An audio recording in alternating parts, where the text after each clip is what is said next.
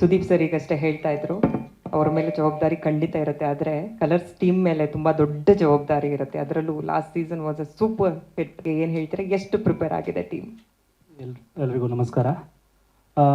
ಇದು ಅಂದರೆ big boss ಒಂದು ತಂಡದ ಒಂದು ಪರಿಶ್ರಮ.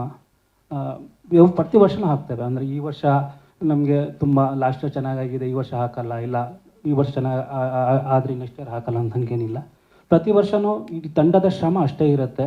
ಅದಕ್ಕೆ ಒಂದು ಬಾನಿಜೆ ತಂಡ ಆಗಿರ್ಬೋದು, ಕಲರ್ಸ್ ಕನ್ನಡ ತಂಡ ಆಗಿರ್ಬೋದು, ಹಾಗೆ ಸುದೀಪ್ ಸರ್ ಪ್ರತಿ ವರ್ಷವೂ ಹಾರ್ಟ್ ಆ್ಯಂಡ್ ಸೋಲ್ ಹಾಕಿ ಏನು ಮಾಡಬೇಕು ಅದನ್ನು ಎವ್ರಿ ಟೈಮ್ ಮಾಡಿದ್ದೇವೆ. ಬಟ್ ಈ ಸರ್ತಿ ಲಾಸ್ಟ್ ಇಯರ್ ತುಂಬ ಚೆನ್ನಾಗಿ ಒಂದು ಸೀಸನ್ ಆದ ಕೂಡಲೇ ಅದು ಆಟೋಮೆಟಿಕ್ ಒಂದು ಭಾರ ಬಂದುಬಿಟ್ಟಿರುತ್ತೆ. ನಮ್ಗೆ ಗೊತ್ತಿಲ್ಲದೆಯೋ ಅದೊಂದು ಭಾರ ಬಂದುಬಿರುತ್ತೆ. ಅದು ಈ ವರ್ಷ ಸ್ವಲ್ಪ ಜಾಸ್ತಿ ಇದೆ. ಬಟ್ ಅದನ್ನು ಫುಲ್ಫಿಲ್ ಮಾಡೋದಕ್ಕೆ ನಮ್ಮ ಇಡೀ ತಂಡ, ಬಾನಿಜೆ ಇರ್ಬೋದು, ಕಲರ್ಸ್ ಕನ್ನಡ ಇರ್ಬೋದು, ನಮ್ಮ 100% ಹಾಕಿದ್ದೇವೆ. ಹೋಪ್ಫುಲಿ ಅಂದರೆ ಕಂಟೆಸ್ಟೆಂಟ್ ಲಿಸ್ಟು ಇವತ್ತು ನಾವು ಆಲೋಕ್ ಸರಿಗೂ ಪ್ರೆಸೆಂಟ್ ಮಾಡಿದಾಗಲೂ ಎವ್ರಿ ಒನ್ ಓಕೆ ಇದು ಚೆನ್ನಾಗಿದೆ ಅಂತ ಅನ್ನುವಷ್ಟು ನಮ್ಗೆ ಅನಿಸಿದೆ. ಹೋಪ್ಫುಲಿ ಜನರಿಗೂ ಅದು ಇಷ್ಟ ಆಗ್ಬೋದು ಅಂತ ಅಂದ್ಕೊಳ್ತೇನೆ.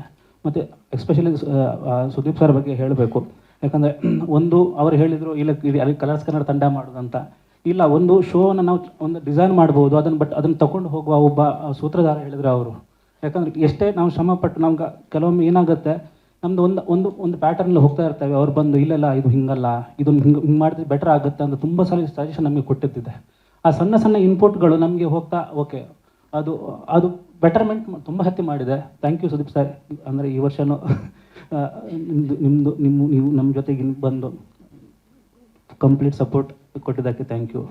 ಸ್ವಾದಿಷ್ಟತೆಯ ಸ್ವಾದ, ತಾಜಾತನದ ಆಹ್ಲಾದ, ಉತ್ತಮ ಆರೋಗ್ಯ ಮತ್ತು ಹೆಚ್ಚಿನ ರೋಗ ನಿರೋಧಕ ಶಕ್ತಿಯ ವೃದ್ಧಿಗೆ ಈಗ ನಿಮಗೆ ಸಿಗುತ್ತಿದೆ ಉತ್ತಮ ಗುಣಮಟ್ಟದ ಪೌಷ್ಟಿಕಾಂಶ Shri Vaidik millet health mix. ಇದು ಸಿರಿಧಾನ್ಯಗಳ ಸಂಪತ್ತು.